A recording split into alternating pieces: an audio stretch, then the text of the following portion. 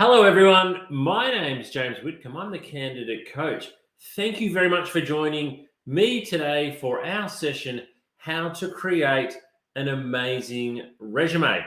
Over the next 45 minutes to an hour, I'm going to talk to you about why having a resume is important, how you can really use yours to your advantage, and what recruiters are going to be looking for, particularly in 2022. Now, for most job seekers, and you're probably the same, you put a lot of time and effort and energy into your resume. You put more time, effort, and energy into your resume than probably any other part of the job application process. For some people, their resume has been a document that has kind of evolved over the years. You might have written it 15 or 20 years ago, and as your career has progressed, and you've moved along with your work, you've kind of continued to update and change and add to your resume.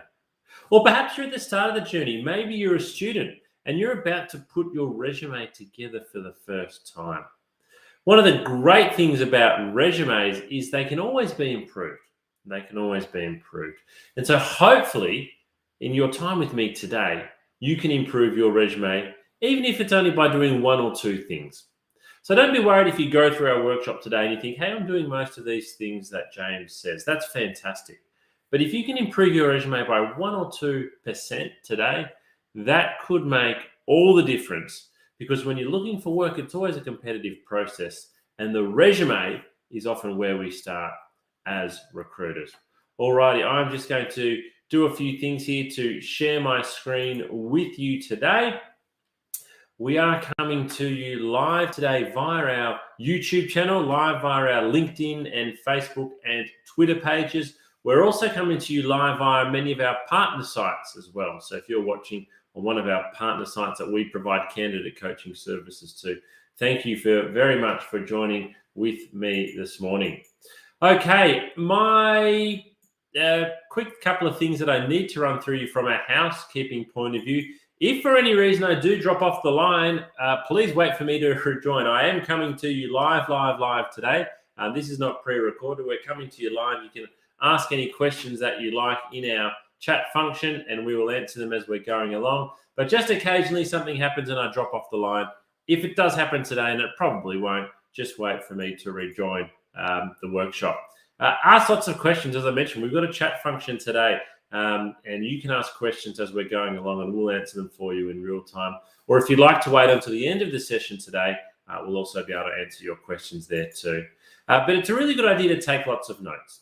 Take notes as we're going along, because often when you're learning, when you hear something for the first time, that's a really powerful way for that message to be received. So how you hear something and how it resonates with you the very first time you hear it is really powerful. So remember how something stands out to you in the moment, and you can do so by taking lots of notes. But also, you can watch a recording of today's workshop. It will go straight onto our YouTube channel. So you can watch a recording of this workshop again. You can share it with any of your friends who might be looking for work if you like, but it will be there for you to access again at any time. And as I mentioned, further live Q&A in the chat function at the end of the workshop today. A little bit about me before we get any further. As I said, my name's James Whitcomb. I'm the candidate coach. I'm also a director at Smart Recruitment. So Smart Recruitment, we're an agency, and I've been employed at Smart Recruitment since 2005. And over that time, I've conducted over 3,000 interviews. I've conducted over 600 assessments. And I reckon I've read over 100,000 resumes. I think I've read over 100,000 resumes. I've seen some of the most amazingly good resumes, and I've seen some of the worst resumes you can imagine. But there's not always a correlation between a good candidate and a good resume. So this is what a lot of people don't understand. They think, well, if my resume, if my skills and my experience aren't good, I really can't have a resume. That's not correct at all. You can have a wonderful resume. You can have a well laid out, planned, and eye-catching resume that really sells and promotes you, even if you've only got a little bit of experience. And I've seen people with less experience and less qualifications have a better resume, and therefore they leapfrog the candidates who might actually be better at the job, but their resume is not laid out in the right way. So hopefully throughout today, you'll be able to pick up some tips to really improve that resume. I've placed over 1,000 people into jobs and launched the Candidate Coach in December 2019. So we've just turned 2. And the candidate coaching platform that we're meeting on today has a whole range of resources for you, whether it is resume and cover letter templates, whether it's watching video coaching, attending future live webinars, whether it's getting some support for your mental health while you're looking for work, which is something we're really passionate about. Our candidate coaching platform has a lot for you. Alrighty, I want to start off with a question. I want you to answer this question. Feel free to type it in wherever you're watching from into the comments box. But how are you feeling today? How are you feeling today? If you had to pick from this list of emojis that are on the screen, what would you choose? How would you describe your mood today? Now, you might think this is a bit of an odd question for me to be asking you. We're in a resume workshop. Why are you asking me how am I feeling, James? Well, what if I change the question a little bit and I say, what about your resume? How do you actually think your resume presents you?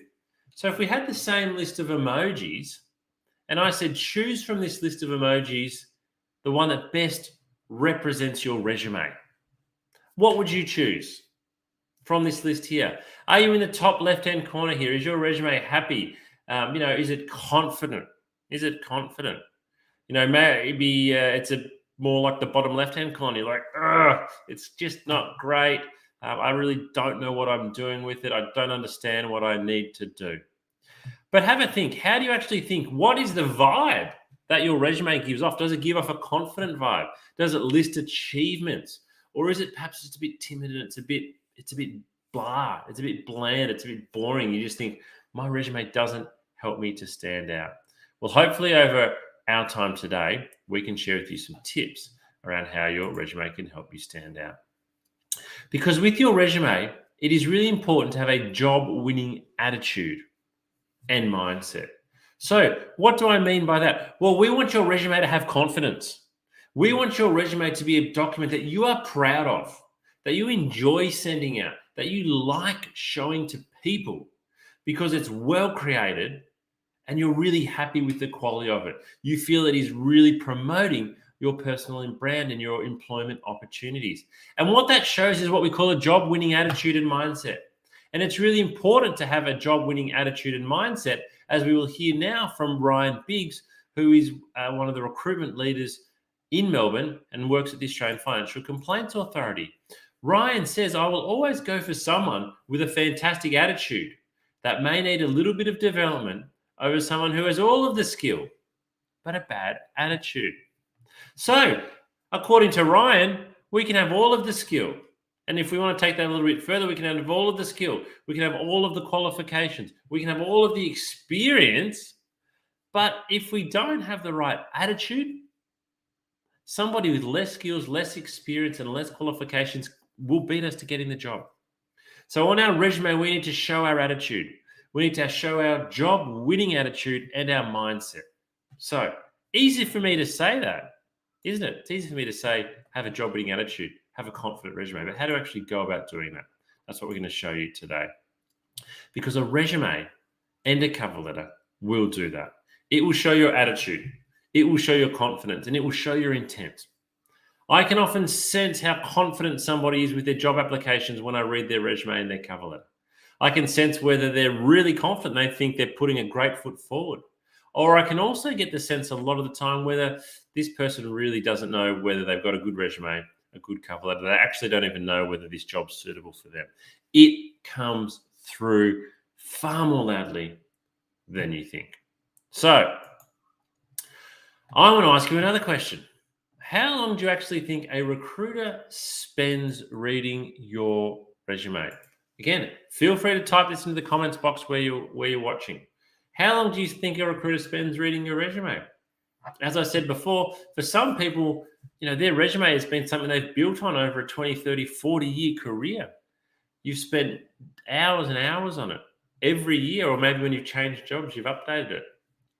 For some of you in the early part of your career, you might be looking for work at the moment, and you're really spending, 5 or 6 hours every day looking for work and working on your resume. You spend a lot of time, tens, if not hundreds, if not thousands of hours of work go into your resume.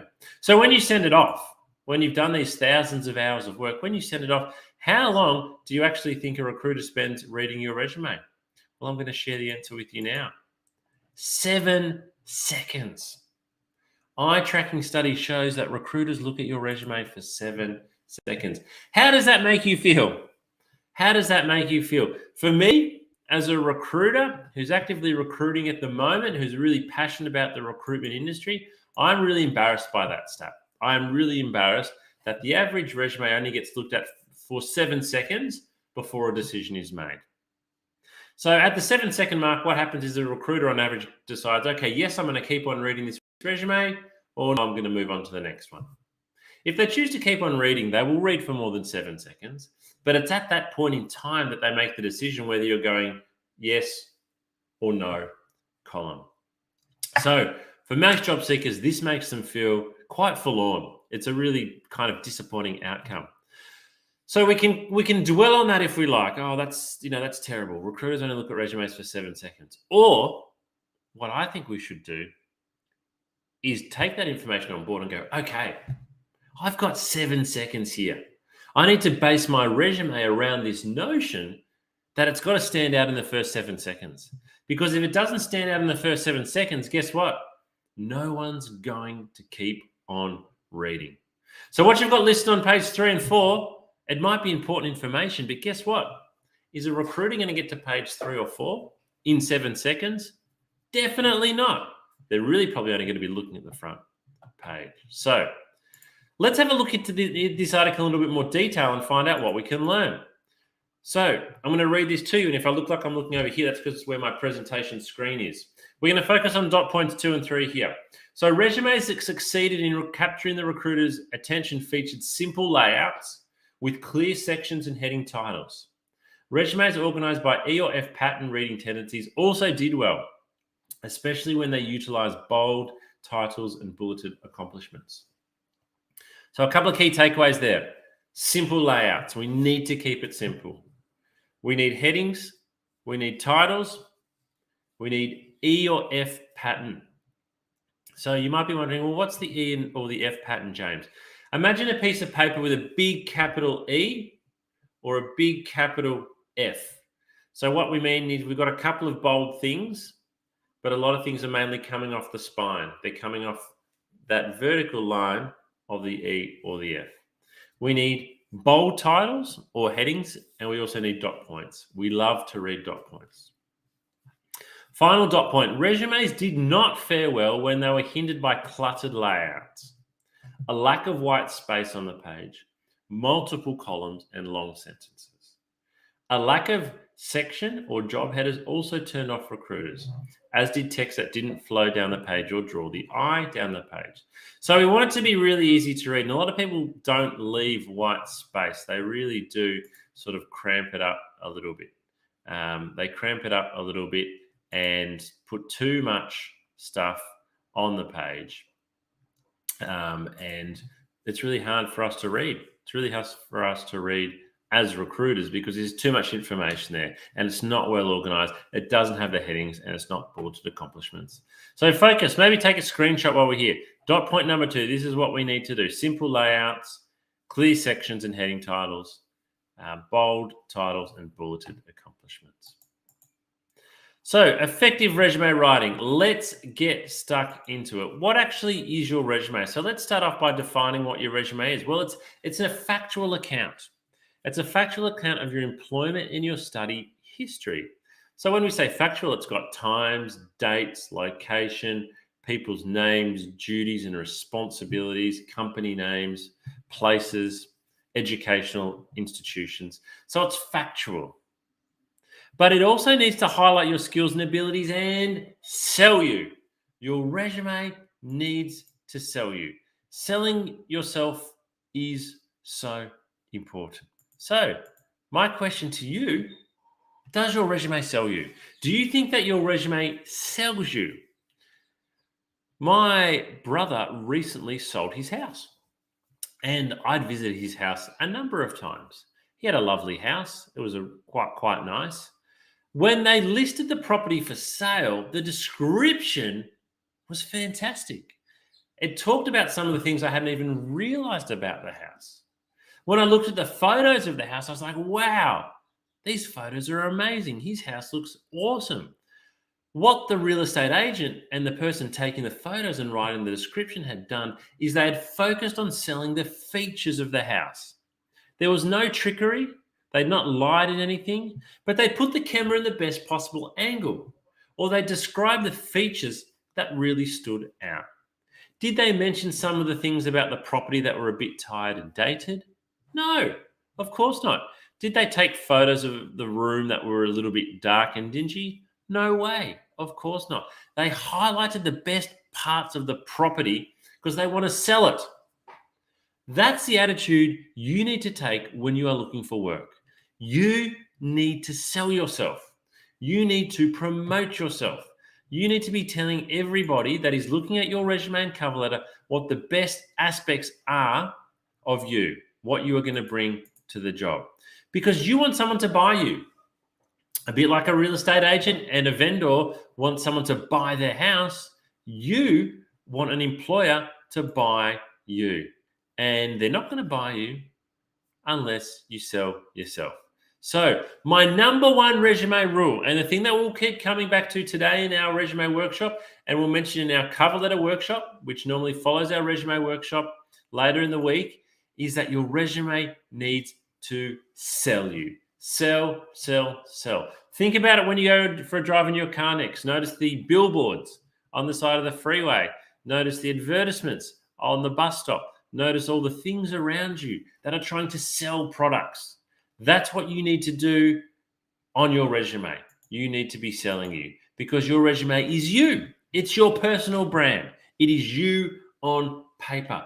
Let's mention the best things about you. It's an advertisement. It needs to promote you. It needs to sell you. Okay.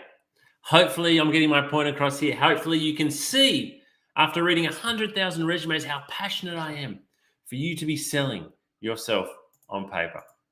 So what do we actually need to stop doing then? Because there's some starting things, there's some stopping things. First of all, we need to stop thinking of our resume as dry. Stop thinking of it as a boring academic document. Your resume is not boring. It doesn't need to be boring. It doesn't need to be dry. It doesn't just need to be black, boring words on a boring white piece of paper. We need to start making it come alive. Making it come alive. We need to make it modern and updated and fresh and now. We need it to highlight how good we are. So again, we're coming back to we need to sell ourselves with our resume. We need our resume to highlight how good we are.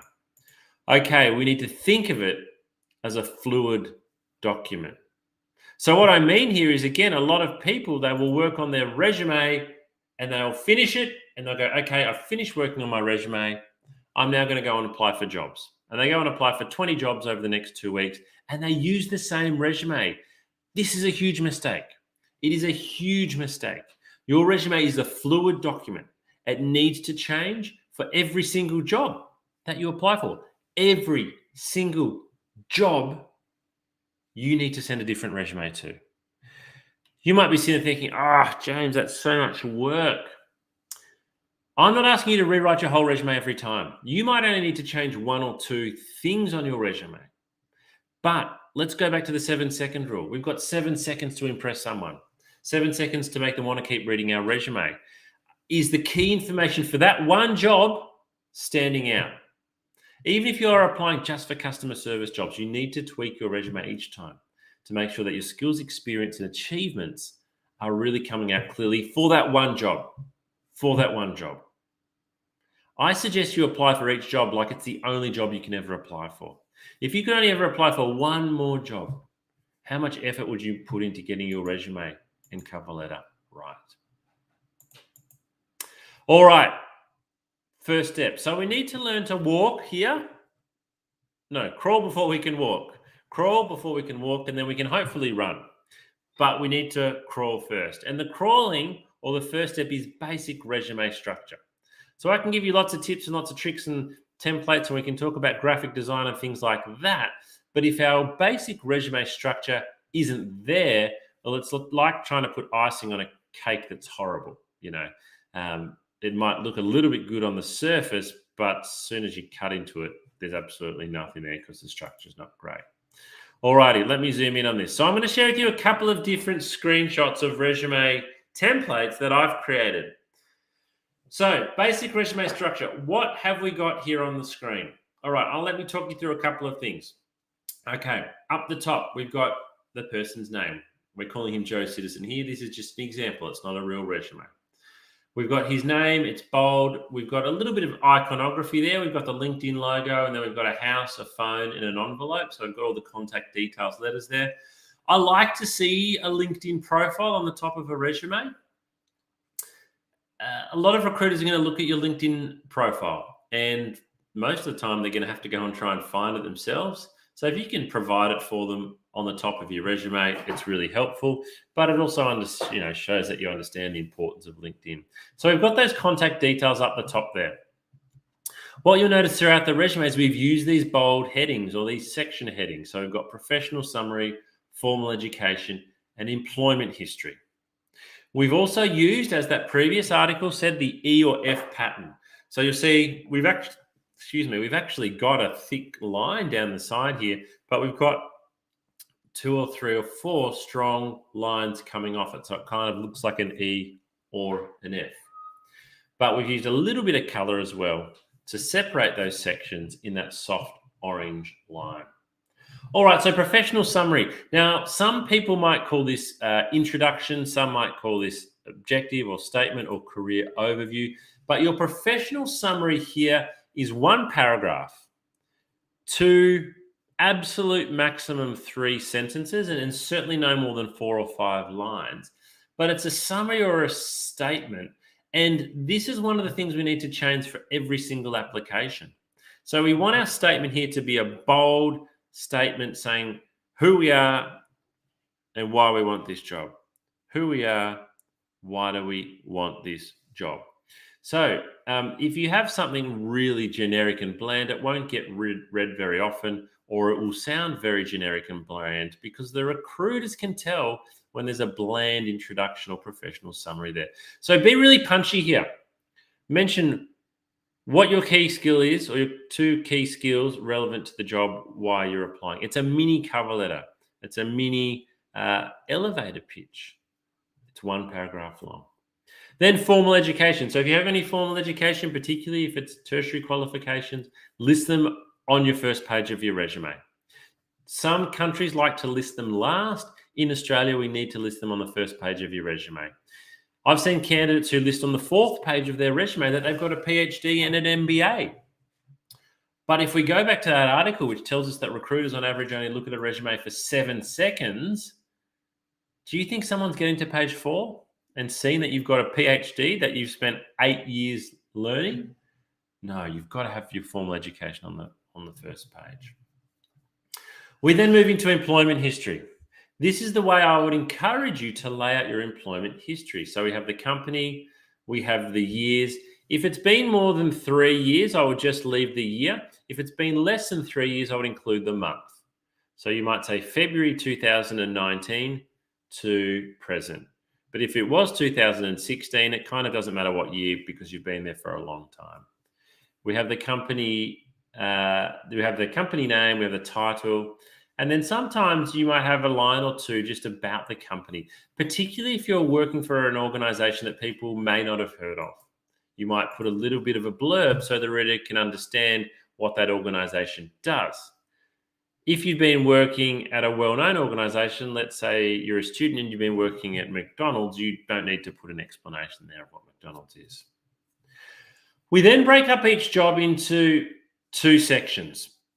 I call it primary duties and responsibilities, followed by achievements. Now, you'll notice I use the word primary here, and I've said on this template to list your 6 primary duties. So you can only list 6. That's why we call them primary, because your job has far more than 6 duties, but here we can only list 6. So you need to pick 6 primary duties that are relevant to the job you're applying for. So this is, again, where I come back to the reminder for you that your resume is a fluid document and you must tailor it for each application. You can only put 6 dot points in here.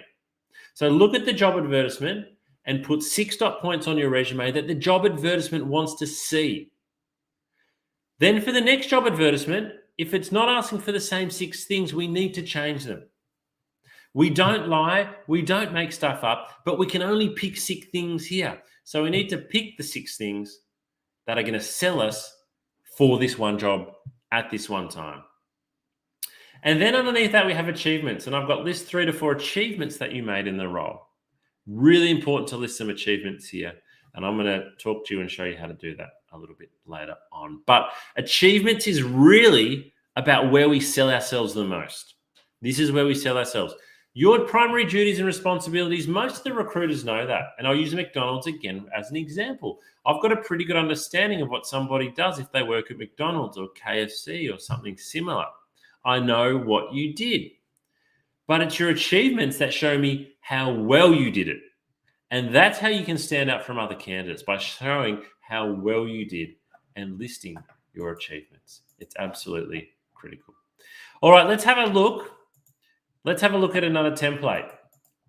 This one here. So we've got a slightly different layout here. What you'll notice, first of all, though, we've got clear different sections. Again, I've used some lines, some straight lines here, and we've put in another category down the left-hand side. So let's start with the top. We've got name, address, email, LinkedIn profile. So we've got those details on the top left here.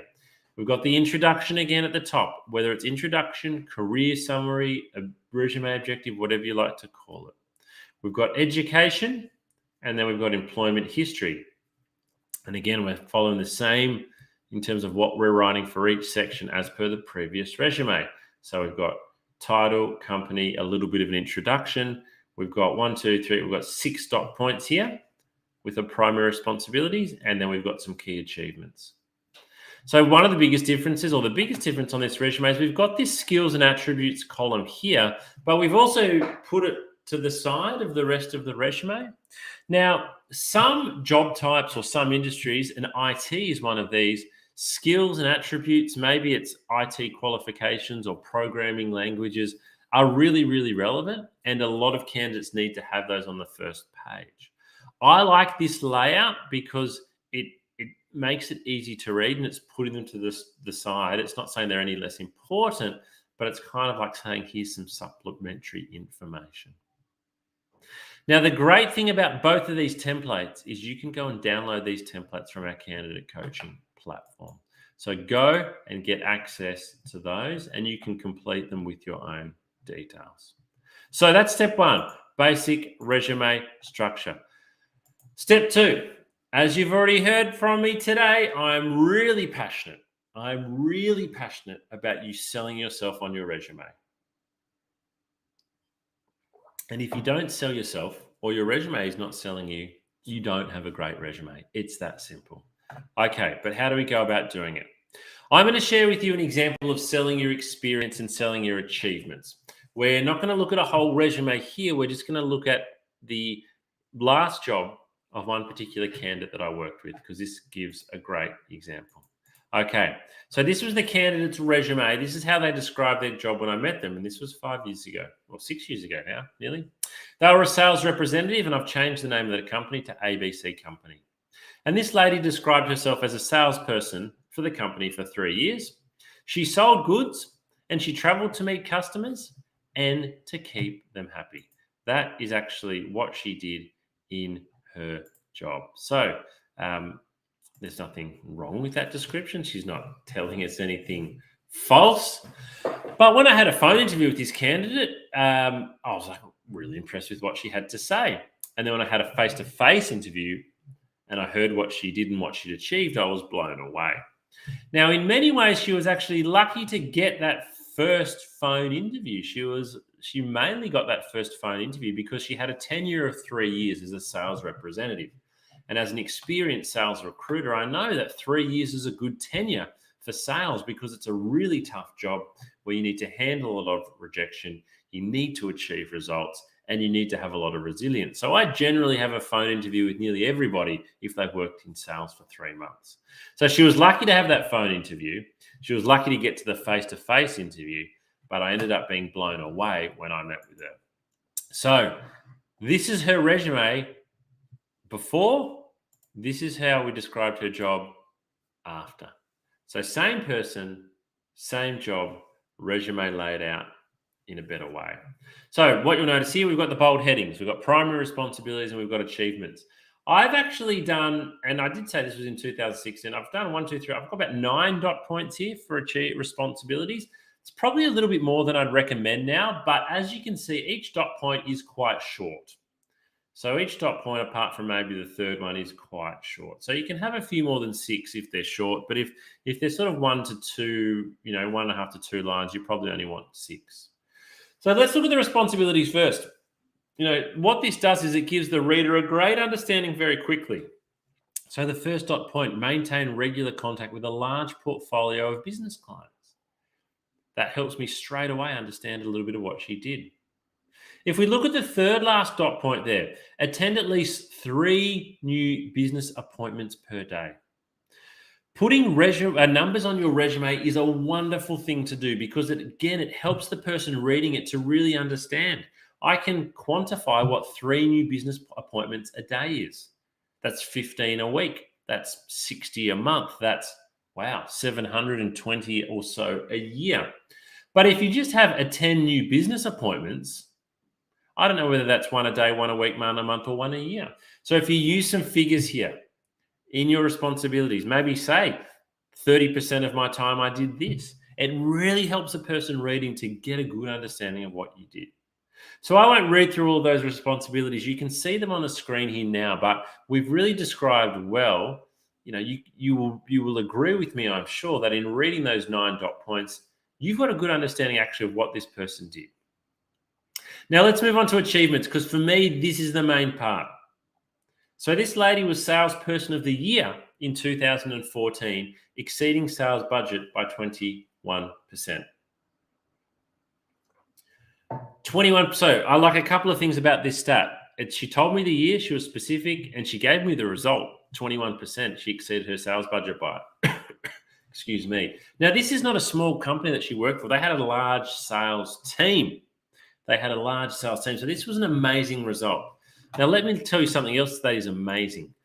For being Salesperson of the Year, this lady was given a brand new car. That was the prize this company had for the Salesperson of the Year that year.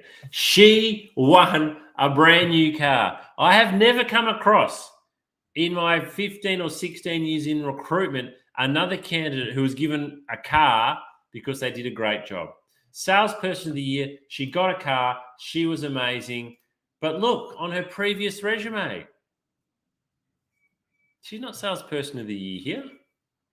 She hasn't mentioned it. How do I know if it's not mentioned on your resume? You've got to have the details there. She had some other achievements too. I won't read through them all with you, but you can see the point that I'm making. Your achievements are so important.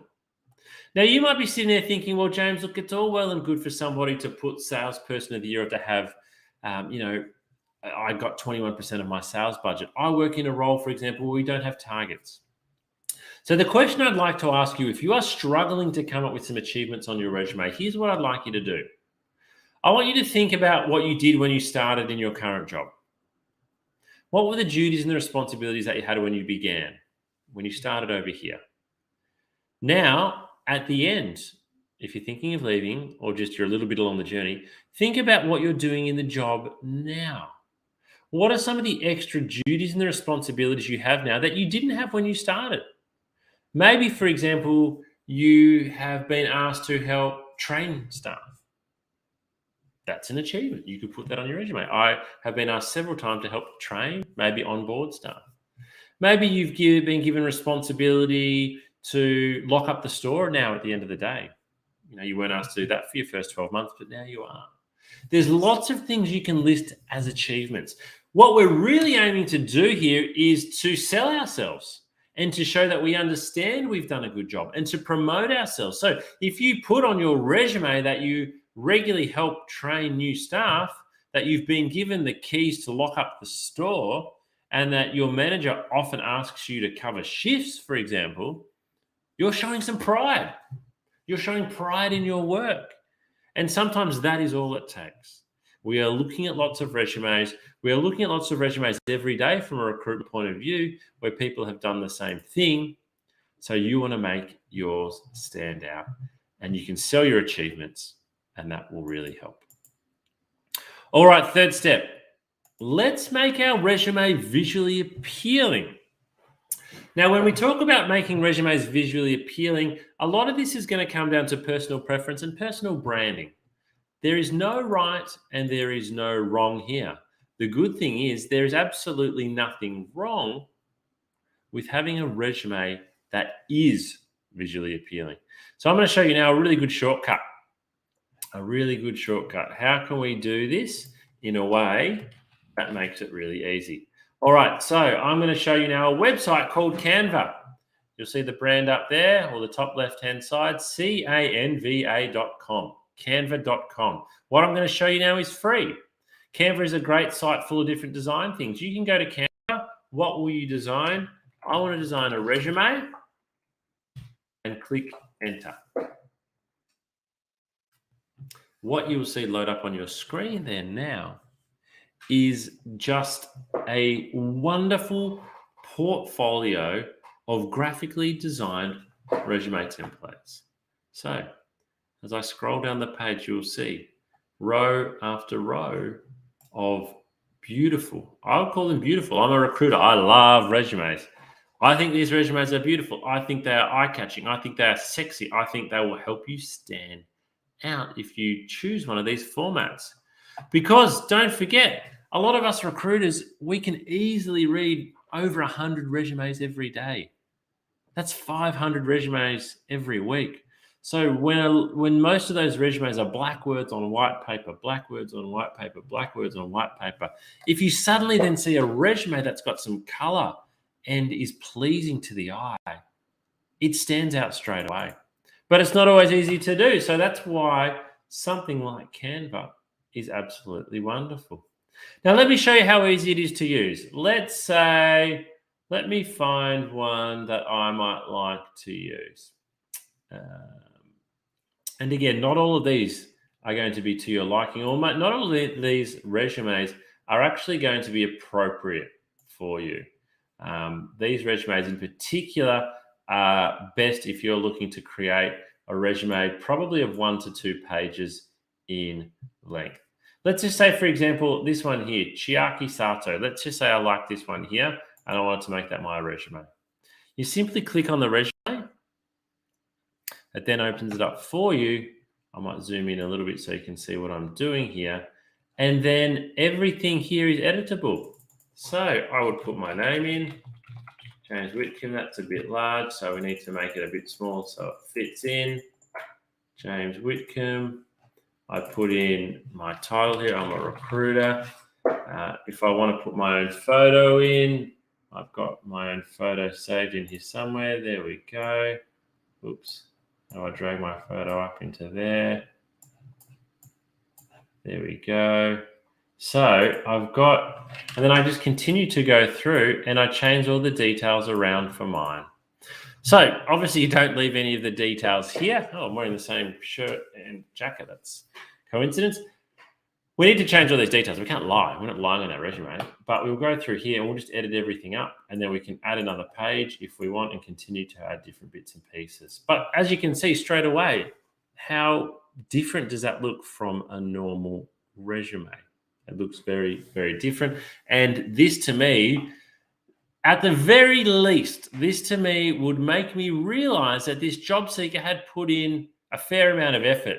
Their resume is important to them. They understand their resume is important to them, and they've gone about creating some effort. So, yeah, we'd put in, maybe this is our summary here.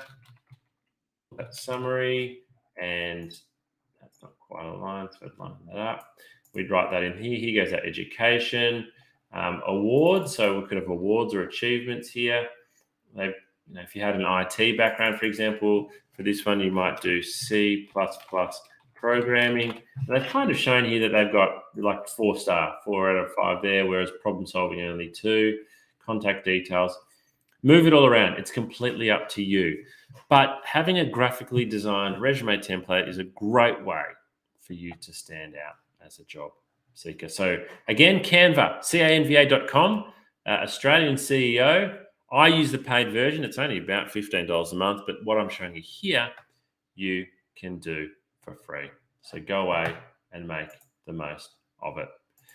So as I've mentioned, you visit Canva, or actually go back to the Candidate Coach and use one of our templates. And then the fourth step, as I said, we need to change our resume for every single application.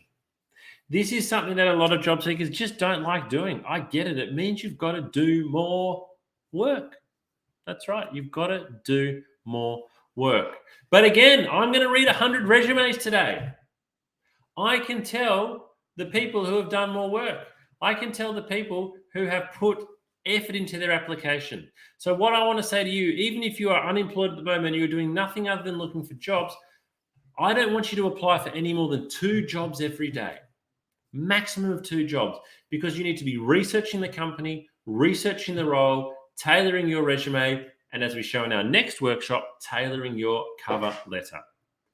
If you are spending 5 hours a day applying for work and you're applying for 2 jobs, you are going to get a much better response than applying for 50 jobs in 5 hours, which the job boards do allow you to do. And so we can see when someone just goes click and apply, and sends out that same resume 100 times in a day, we notice. Whereas if you tailor your resume for every application, you choose your summary, you choose which dot points and achievements to list, you make it really relevant to the job. Look at what the job ad is asking you for. Mirror that. Mirror it in your resume. Alrighty. I want to go through some of the common resume questions. And if you've got any questions now, feel free to type them into the comments box. How long should my resume be? Great question. So I have a personal preference. The hard thing is other recruiters have a personal preference will be different to mine. So I'll give you my answer in a moment. But one of the challenges for being a job seeker is, even with a lot of my advice today, not every recruiter will agree. Some recruiters will say, I do like a graphically designed resume. Some will say, I do prefer black on white. So you can't please everyone all the time. I used to say a good resume is 4 pages long. I then said, I think about 3. I'm probably now at 2 pages. Even 1 page. I've seen some amazing 1-page resumes. Your resume does not need to tell the whole story of your whole career.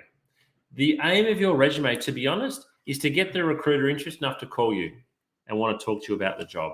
And that's where you fill in the rest of those details. So my advice would be 2 to 3 pages, no more than 3, but it's up to you. If you prefer 1, go for it. If you prefer 4, go for it. Just be aware that your first page is the most important. And in that, when we apply that 7-second rule, let's be honest, what are recruiters looking at in the first 7 seconds? It's only on the front page. So don't save any of the good stuff for page 2, 3, or 4. Should I include a photo of myself on my resume? This is a very big question. The answer is, it's completely up to you. So what have I said to you several times today? Your resume needs to sell you, needs to promote you. It's an advertisement for you. It's your personal brand. So let me ask you this. If you put a photo of yourself on your resume, do you think this helps to sell you? Do you think it actually detracts you from your chances of getting the job? Only you can answer that. Only you can answer that. What you need to be aware of if you put a photo on your resume is that people are going to judge you based on your appearance. Even if they're the world's most unbiased recruiter, we all have what we call unconscious bias. When we see a photo of someone, in our mind, we make assumptions and we are biased towards the way some people do and don't look. So if you have a photo on there, it's got to be professional. It's got to be corporate. It's got to be smiling. It's got to be well presented.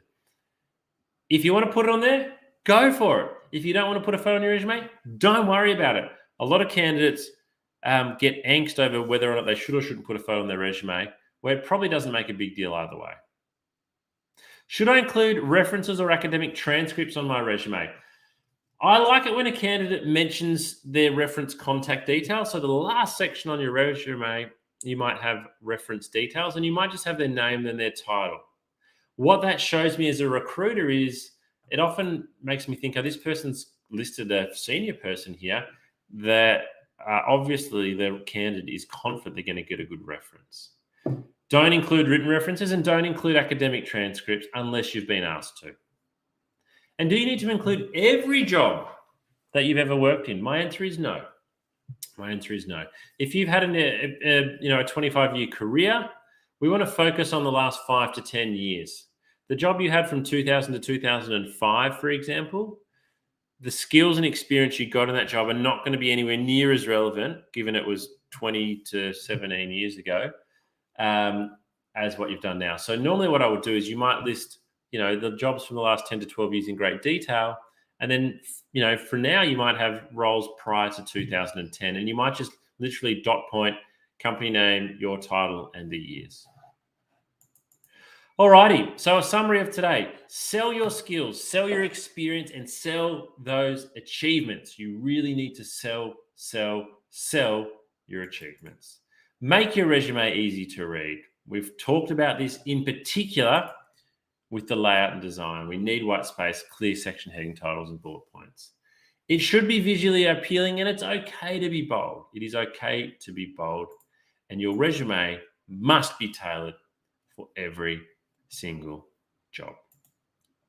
Alrighty, if you've got any other resume questions, please type them in now. We are answering your questions as they come in live.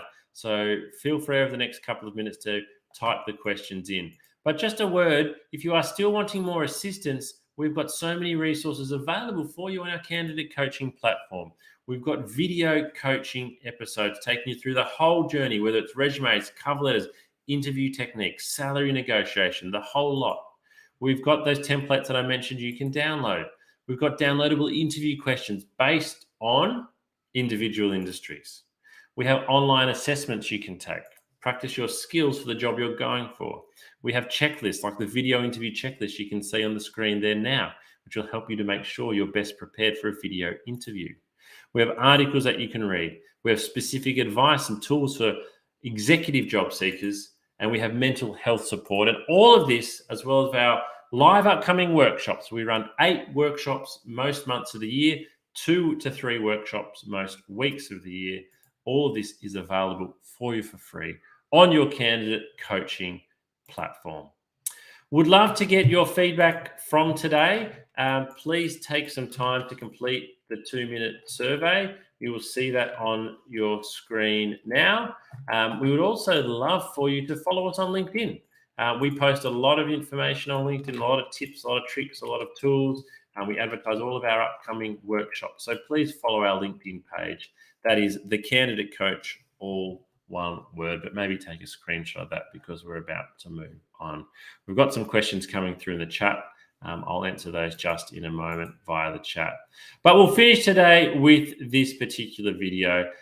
This video here is really important to us because a lot of people, whoops, what have I done there? Gone to the wrong screen. A lot of people do struggle with their mental health when they're looking for work. And it's not something that anybody should be ashamed of. So in this video, we're going to show you how to look after your mental health when looking for work. We look forward to seeing you at our next workshop. Thanks very much for joining us today. The chat function will be open until there's no more questions. Enjoy the rest of your day.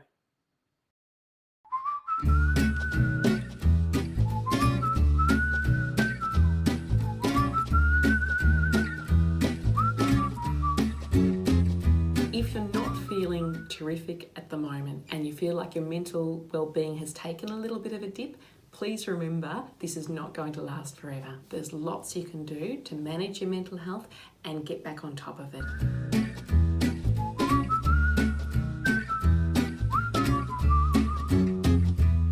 I am Dr. Sarah Barker. I'm a clinical psychologist. I've worked in workplace mental health with Black Dog Institute for the past 7 years.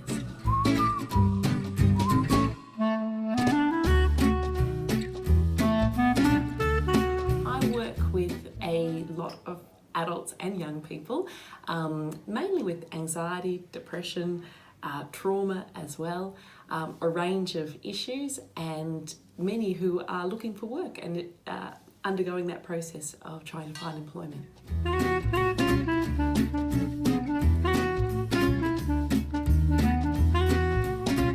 Looking for work causes mental strain because our identity is tied up with our work. Work gives us meaning, it gives us purpose, it gives us company and connection. So it's stressful for lots of reasons looking for work, and it can take a toll on our mental health.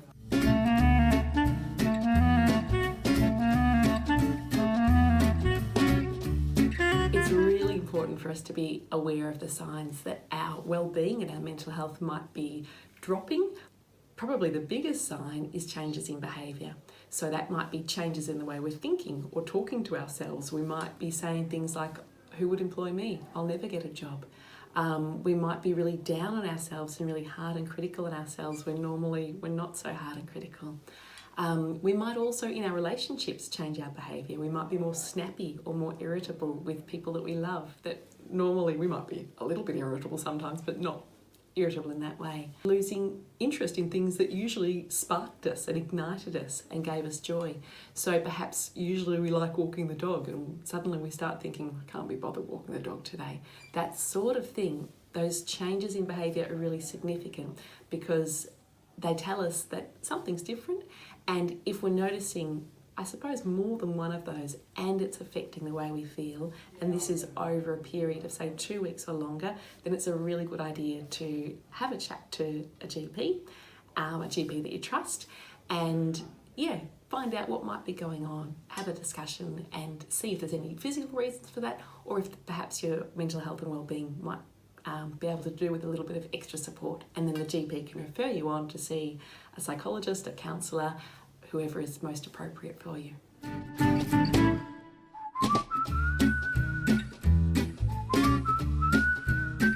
There are so many great things you can do to look after your mental health when you're looking for work, and it's really important that you do. My very top tip would be really talking kindly to yourself and being compassionate with yourself.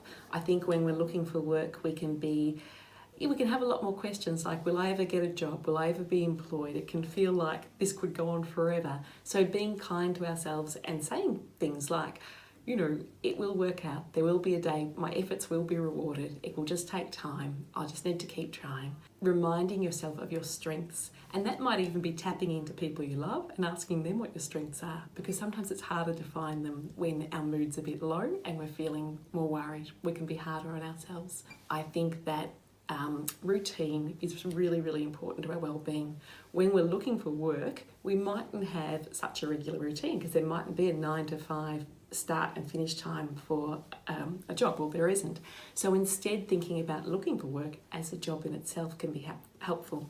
Having a start time and a finish time can be really helpful, and some set tasks that you hope to achieve that day. Purpose is really important too. So purpose might come through routine, but it can also come through other things. Meaning's really important, and our work gives us meaning. So when we're looking for work, meaning mightn't feel like it's there as much.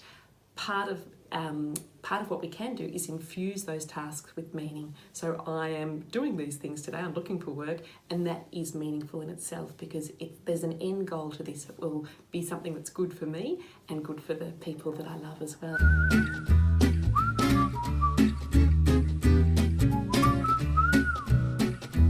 Some excellent resources for looking after well-being when looking for work are the Headgear App. The Headgear App is free, it's evidence-based, it's developed by Black Dog Institute, and it is fun to use.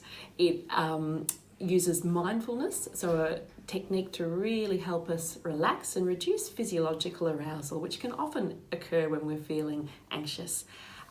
It's got a 30-day challenge, which is just short, bite-sized little challenges to extend your well-being and grow your well-being, and that can be really extra important when we're looking for work. There are also some really terrific resources available through the Black Dog Institute. One of them is a beautiful self-care plan that is encourages you to think about your top coping tips, the things that personally work best for you, that are positive coping strategies. Another really good resource is through Beyond Blue, and they've got some excellent resources to look after mental health while looking for work, and also when people are recently out of work as well.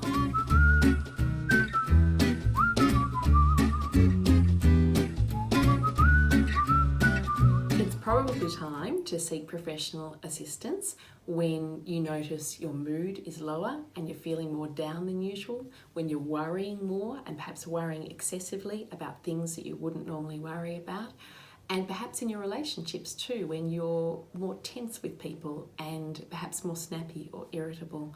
All of these are signs that perhaps our mood is not in the greatest space, and our well-being is not in the greatest space, and that it can be a great idea then to chat to your GP, who can then refer you to an appropriate person to help you strengthen your well-being.